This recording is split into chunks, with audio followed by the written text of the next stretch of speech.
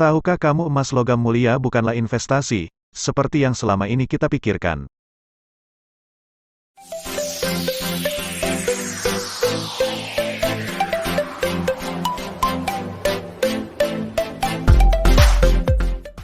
Emas menjadi salah satu logam mulia yang menjadi incaran untuk kita berinvestasi. Emas saat ini dianggap sebagai salah satu investasi yang menguntungkan. Namun apakah benar?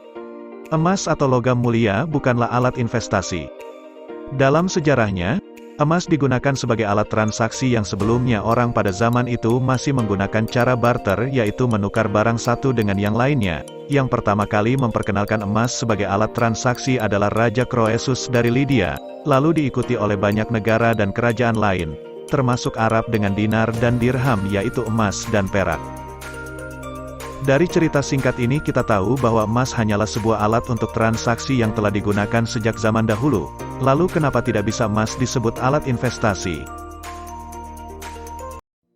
Karena emas tidak pernah berubah nilainya, tapi karena mata uang rupiahlah yang selalu turun, atau kita sering mengenalnya dengan istilah inflasi.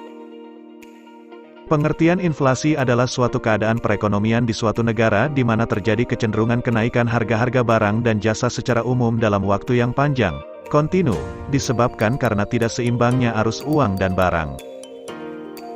Jadi inflasi merupakan kecenderungan dari nilai mata uang yang terus menurun karena barang semakin naik harganya.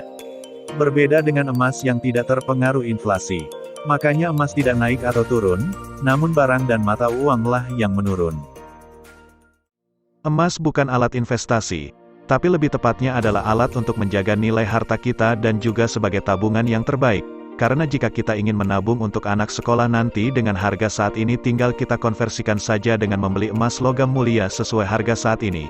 Misal 10 tahun lagi anak kita sudah sekolah, maka nilainya kurang lebih tidak akan berbeda dari 10 tahun lalu.